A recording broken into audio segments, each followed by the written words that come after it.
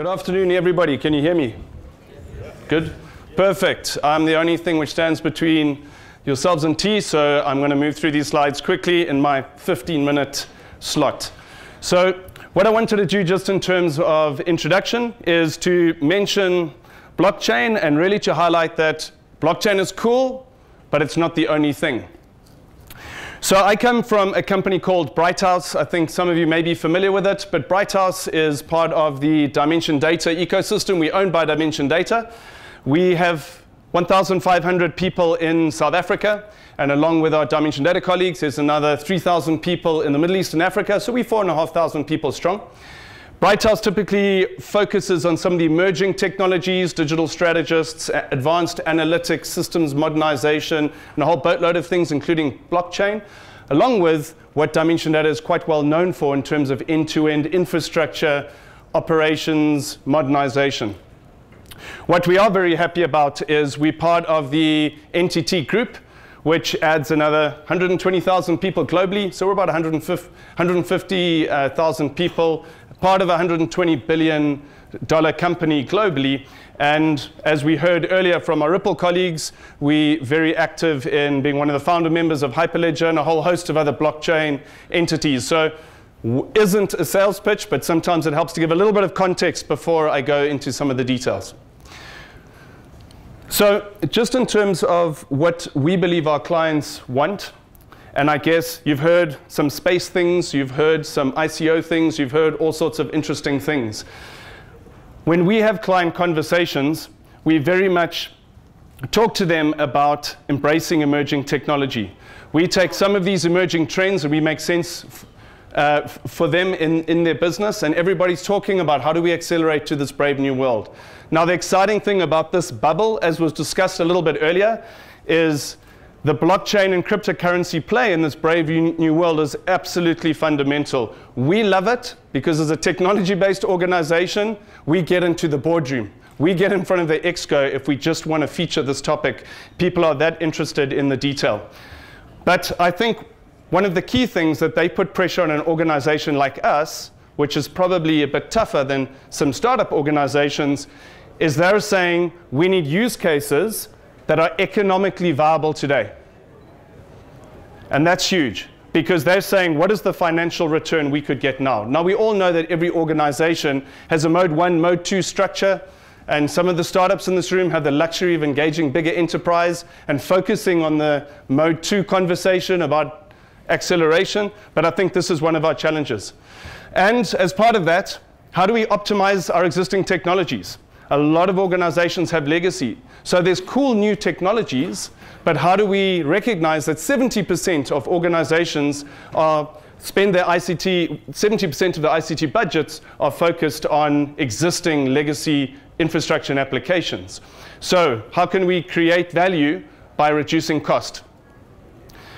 And again, there's so much on the table. There's a blockchain, there's a crypto play, there are many other plays I'm going to touch on, but I've got to get out of my legacy and into the new world. So if I'm going to do that, as an enterprise, what lever do I pull, and how do I coordinate some of these projects?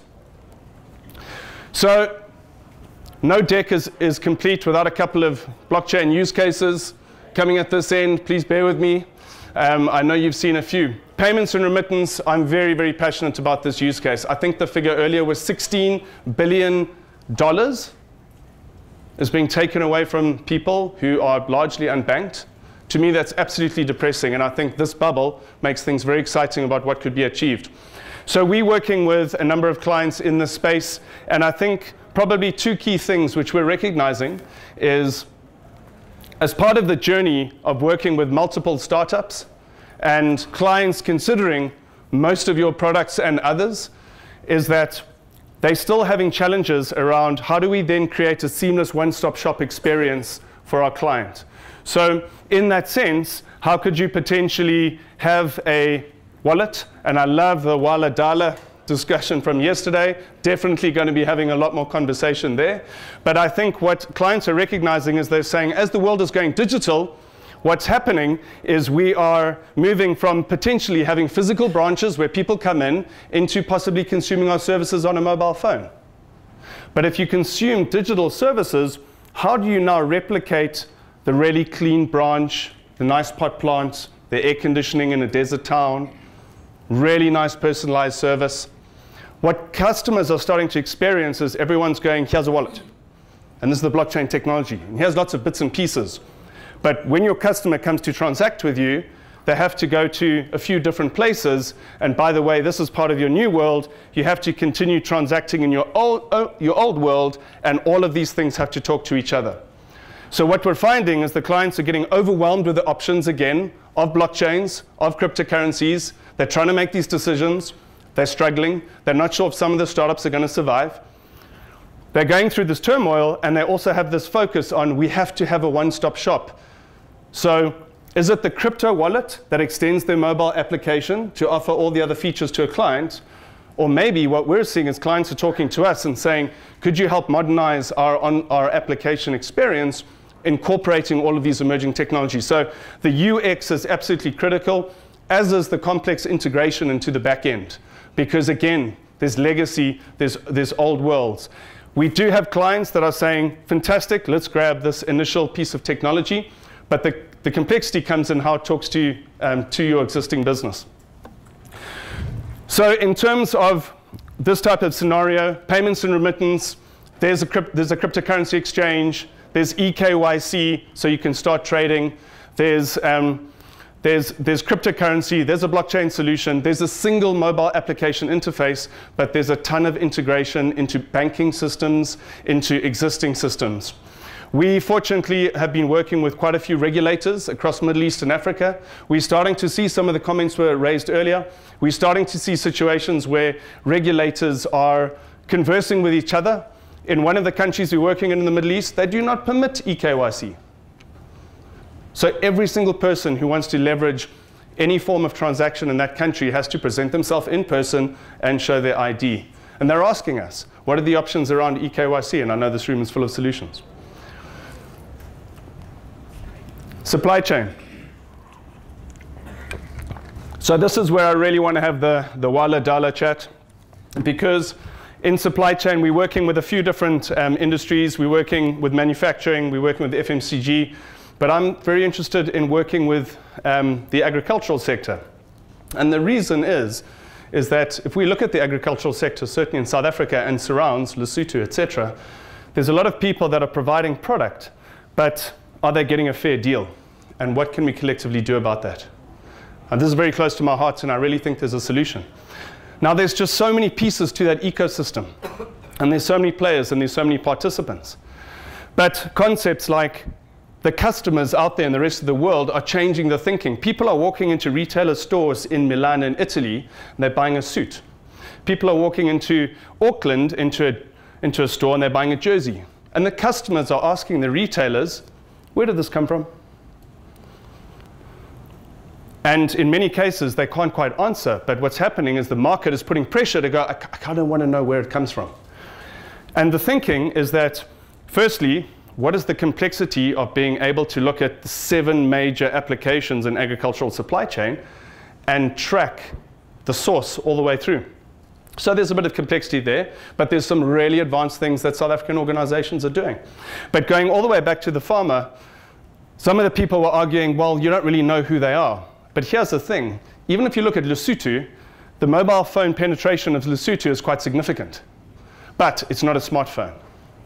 And to get a phone, you still have to go through, you still have to get a SIM card, so you still have to go through a RICA process, so you would have presented your ID. I think that more of these people could be identified than we think. But the challenge is, a lot of these people today are selling their wares to a middleman who's literally cruising through the mountains. And that person is taking north of 50% of what should be passed to that farmer. So are there solutions we can look at which, and I love the idea of the asset-backed token that we spoke of earlier, previous conversation. I think there's a huge opportunity in South Africa to look at how we accelerate the asset-backed token based on the commodity that's being traded. And how do we come up with ways where potentially you can offer some payment to the person that's derivative based? In other words, they could receive an upfront payment before the final sale of their product. Because in the cases, they've got to use the middleman where they lose over 50% of their cash straight away, or they have to wait until the final product is sold, but they need the cash now. So I think those are some of the dilemmas that we're dealing with. Of course, the further you go into the Lesotho Mountains, the tougher it is to have bandwidth, connectivity, and other challenges. And all of these are being considered across our technology stack in the way in which we engage our clients. So I think supply chain offers huge promise. The interesting thing is there are POCs today where if you want to have a braai, barbecue for everybody outside of South Africa, and you can go into shops today, and what you don't realize is in your little braai pack, there's a little spongy film underneath. And there are NFC tags in there where you, in the future, will be able to pull out your cell phone and actually trace what you're buying right back to the farm where it came from. Why? Because people want to know that workers and animals are being treated fairly. And the moment you can scan that braai pack, that's what we define as proof of stake. Sorry, Tish, that was for you. So in terms of other things we're involved with, there's huge focus on customer behavior and insights. A lot of people will sell their product at a distributor, at an outlet, but they want to know who is consuming that product, where are they consuming it, and why are they consuming it. So there's a huge opportunity to look at how an end-to-end technology platform can track better customer information and provide better information. And clients are begging us. They're going, just get us onto the blockchain. It's the most amazing thing. I just want to get on the blockchain.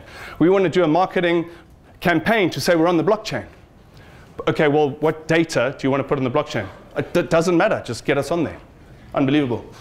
In the interest of time, there's procurement partner contracts. We're doing work with predictive maintenance, using AI so systems can give a heads up when they're not going to be working so well. I'm not really sure what the R's are, but they're nicely introduced. In terms of data, I think Warren Buffett has already said data is the new oil. One of the frustrating things we're having when we have blockchain conversations with clients is they don't have a data catalog and they've underestimated the power of data. They're just trying to get into the blockchain. There was great discussion that went into when do you use a blockchain and when do you not. I'm not going to go into that detail now. I think most of the speakers have already covered it. Love the pub conversation the most. Let's put a card behind the bar. Let's have tons of microtransactions. And then when we check out at the end, we can blockchain that. Maybe it's not just a pub. Maybe it's a pub crawl. But either way, I think we've gone through a lot of those conversations. So when we have data conversations with our clients, it's unbelievable how we have not found one client who has accurately and confidently said that they are getting all of the value they can out of their data. So we're just starting with data. So the questions are you confident that you are maximizing the value of the internal data you have? Are you confident that you're maximizing all the value of the external data you have? Do you have a data feed into your analytics platform that tracks sentiment across all social media platforms? Are you aware of any blind or dark data within your environment? Every client we work with has data that's gold. They're not telling any stories with it. It's not doing anything. We help to extract that. Have you ever done any feature engineering on your data? Running advanced statistical and mathematical models which allow you to tell more stories out of the data sets that you have.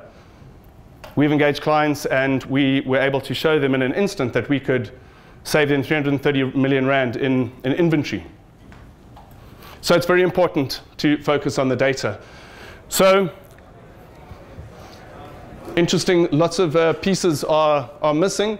Think of the two headings as many moving parts and convergence.